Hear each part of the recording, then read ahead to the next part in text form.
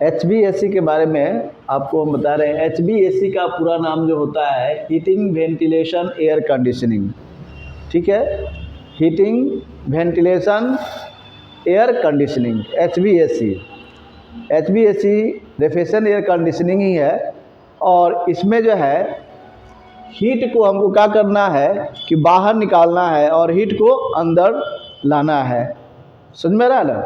तो हीट को हम बाहर निकालेंगे कैसे और हीट को हम अंदर लाएंगे कैसे, इसके बारे में हम इसमें जानकारी प्राप्त करते हैं। लेकिन इससे पहले हम लोगों को क्या जानना होगा हीट के बारे में, कि ऊष्मा है क्या चीज़।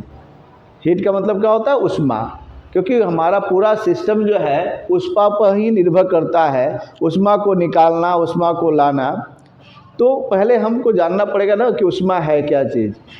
तो ऊष्मा है क्या, यानी हीट,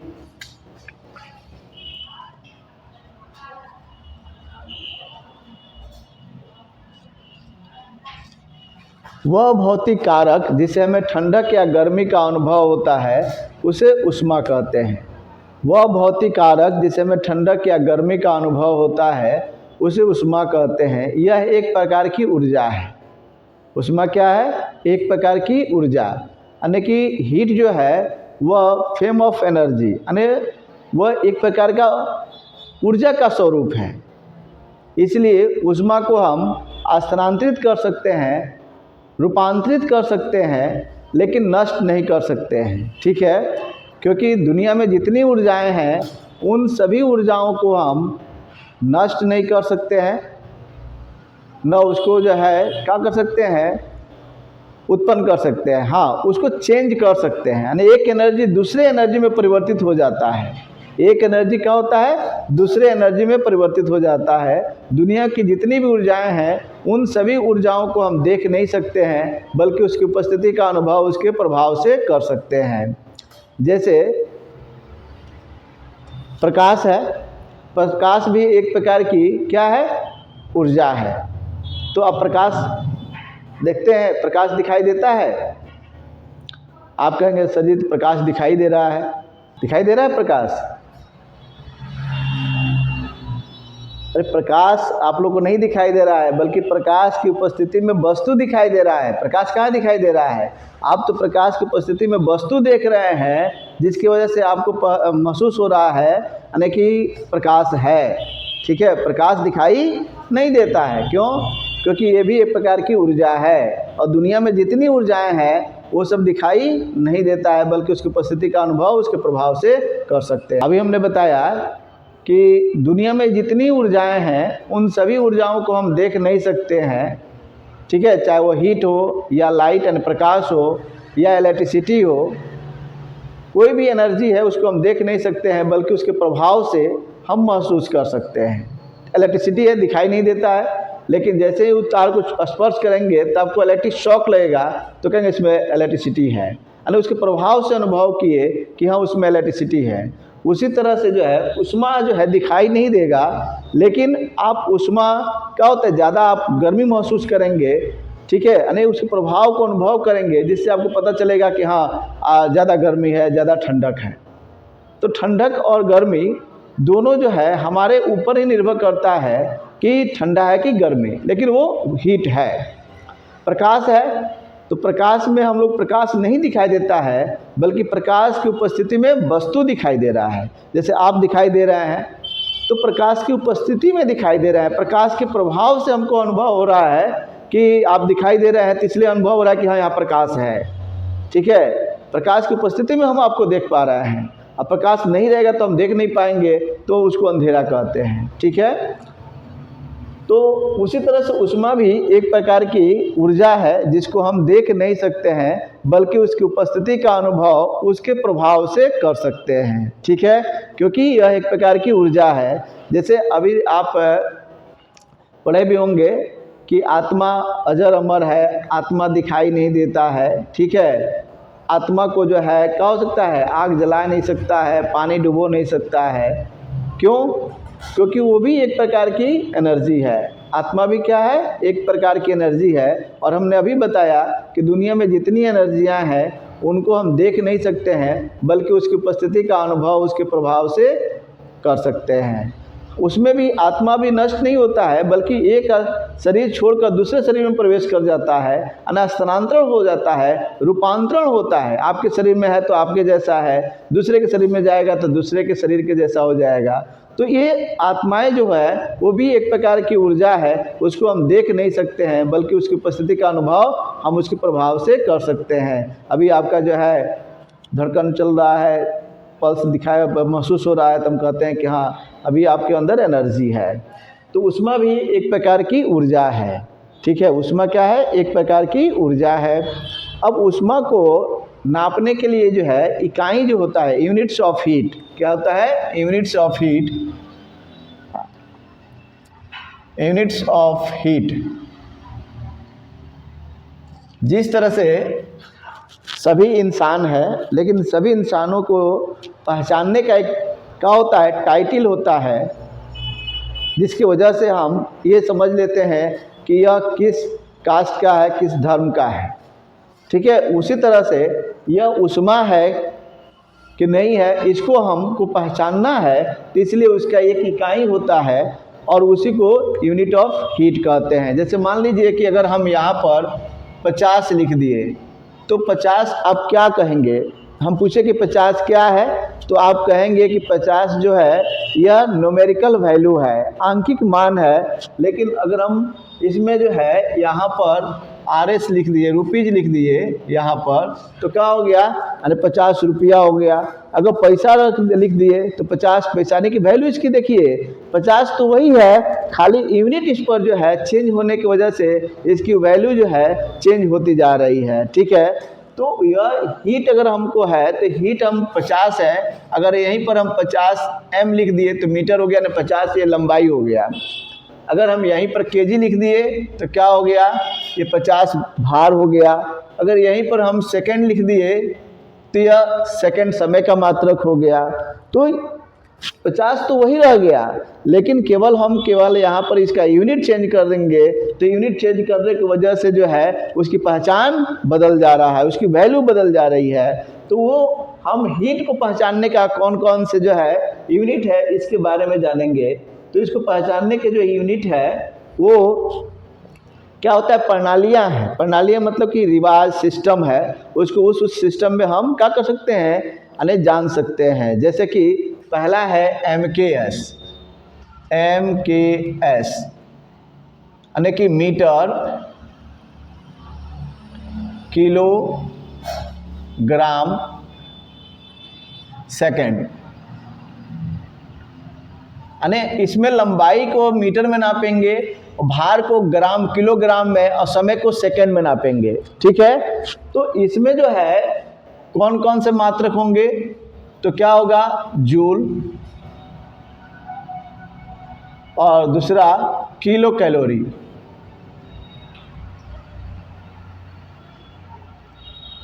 किलो कैलोरी, कैलोरी जोड़ लीजिए, जूल और किलो कैलोरी। जूल भी क्या है? ऊर्जा का मात्रक है, और उसमें भी क्या है? एक प्रकार की ऊर्जा है, इसलिए इसको हम क्या कहते हैं? जूल भी कह सकते हैं और किलो कैलोरी भी कह सकते हैं। क्या कह सकते हैं? जूल भी कह सकते हैं और किलो कैलोरी भी कह सकते हैं। ऊष्मा का मात्रक, बड़ा मात्रक MKS पद्धति में, ठीक है। अब जूल क्या होता है, किलो कैलोरी क्या होता है? यानी जूल यानी कि किसी पिंड पर, जैसे मान लीजिए पिंड है ये, और इस पिंड पर 1 न्यूटन का बल, कितना? 1 न्यूटन का बल लगाने से पिंड 1 मीटर विस्थापित होता है बल की दिशा में। अगर बल इधर से इधर लगा रहे हैं तो इधर ही विस्थापित होता है, वो भी 1 मीटर। तो इस पिंड पर लगाया गया बल या किया गया कार्य 1 जूल के बराबर होता है, ठीक है। किसी पिंड पर 1 न्यूटन का बल लगाने से पिंड बल की दिशा में, अगर इधर से बल लगा रहे हैं तो इधर जाना चाहिए, इधर नहीं जाना चाहिए, तो बल की दिशा में 1 मीटर विस्थापित होता है, तो उस पर किया गया कार्य 1 जूल के बराबर होता है, ठीक है। उसी तरह से किलो कैलोरी क्या है? किलो कैलोरी, अब देखिए किलो कैलोरी में क्या है कि 1000 ग्राम, यहाँ मान लीजिए पानी है, इसमें हमने पानी ले लिया और इसका अमाउंट ऑफ वाटर कितना है, यानी 1000 ग्राम या 1 kg कह सकते हैं, ठीक है। 1000 ग्राम या 1 kg और इसको गर्म कर रहा है। इसको गर्म कर रहे हैं लैंप से, स्टोव से, और इसका ताप जो है, जितना इसका पानी का ताप है, उस ताप से 1 डिग्री सेंटीग्रेड टेम्परेचर नापने की इकाई सेंटीग्रेड बढ़ाने के लिए जो हम ऊष्मा यहाँ दिए वह 1 किलो कैलोरी के बराबर होता है, ठीक है। यानी कि 1000 ग्राम या 1 kg जल का ताप 1 डिग्री सेंटीग्रेड बढ़ाने के लिए जितनी ऊष्मा दी जाती है वह 1 किलो कैलोरी कहलाता है। क्या कहलाता है? 1 किलो कैलोरी। जैसे भोजन है तो भोजन भी हम कैलोरी में मापते हैं उसके, क्योंकि वो हमारे शरीर के अंदर जाता है तब वो ऊर्जा प्राप्त करता है, ऊर्जा बनाता है, जिससे हमको महसूस होता है कि हाँ इसको खाने से ज़्यादा एनर्जी मिल रहा है, इसको खाने से कम एनर्जी मिल रहा है, ठीक है। तो उसी तरह से यहाँ किलो कैलोरी क्या है, तो 1000 ग्राम या 1 kg जल का ताप 1 डिग्री सेंटीग्रेड बढ़ाने के लिए जितनी ऊष्मा की आवश्यकता होती है उसे हम क्या कहते हैं, 1 किलो कैलोरी कहते हैं। तो एमकेएस पद्धति में ऊष्मा का जो मात्रक है वह जूल और किलो कैलोरी होता है, ठीक है। उसी तरह से दूसरा है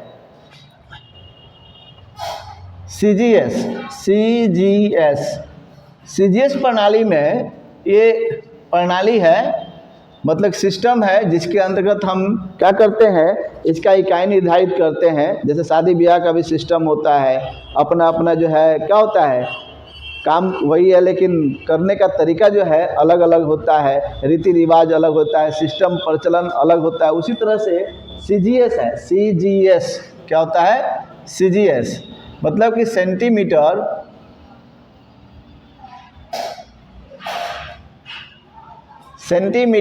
ग्राम सेकंड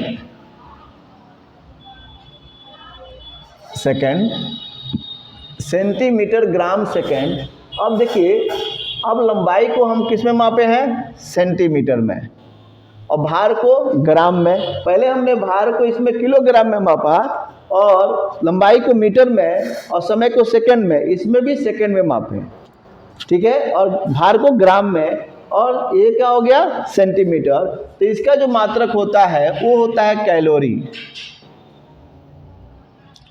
कैलोरी, अब कैलोरी क्या होता है, तो 1 ग्राम, ध्यान दीजिए,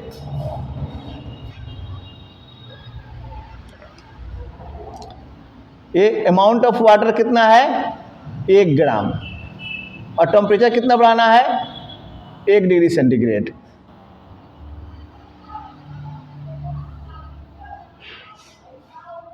इसमें क्या था,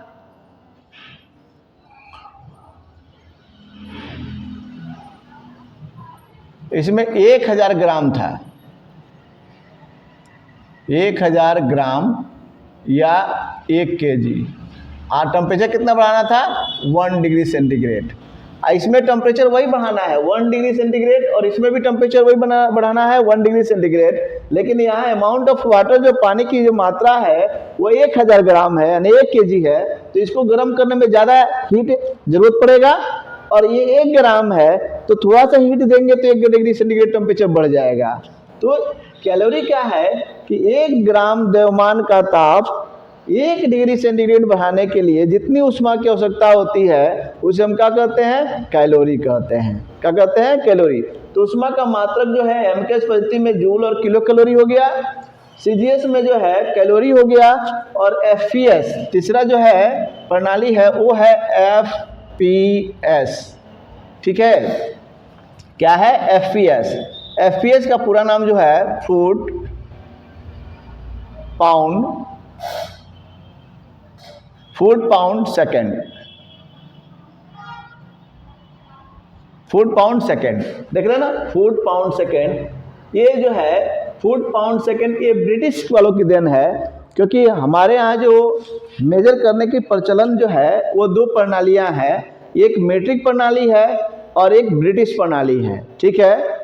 तो ब्रिटिश प्रणाली में जो है लंबाई हम फुट, इंच, सूत में मापते हैं, ठीक है। और मीट्रिक प्रणाली में लंबाई जो है मीटर, सेंटीमीटर और मिलीमीटर यानी mm में मापते हैं, ठीक है। तो ये जो तीसरा प्रणाली FPS प्रणाली है वो है ब्रिटिश वालों का। देखिए इसमें फुट, इसमें लंबाई किस में नापेंगे? फुट में।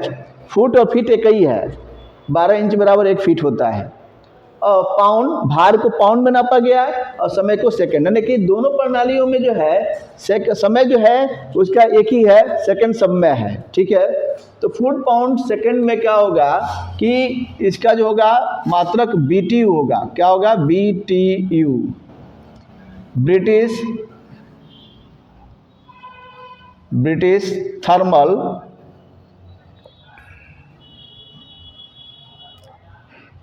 थर्मल यूनिट्स,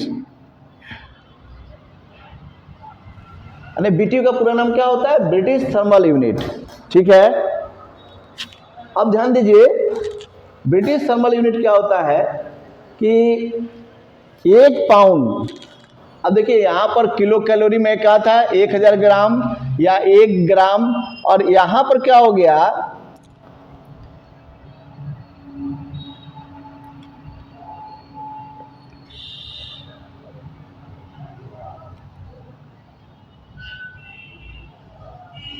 यहाँ 1 पाउंड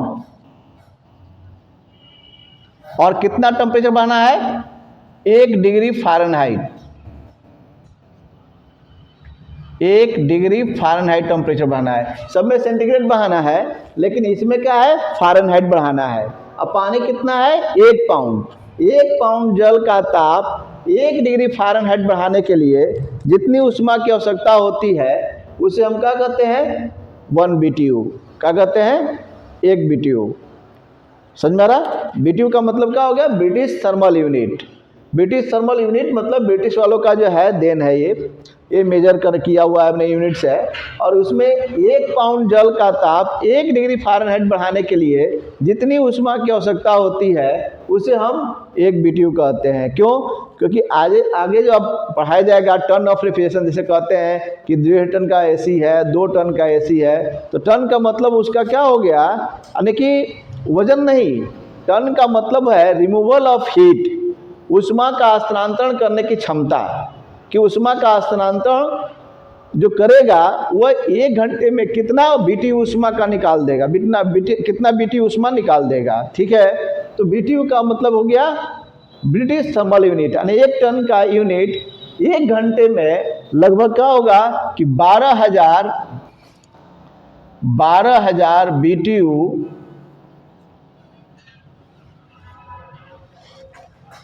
1 घंटे में 12,000 BTU ऊष्मा का स्थानांतरण करेगा। ये समझ में आ गया हीट के बारे में, यूनिट ऑफ हीट।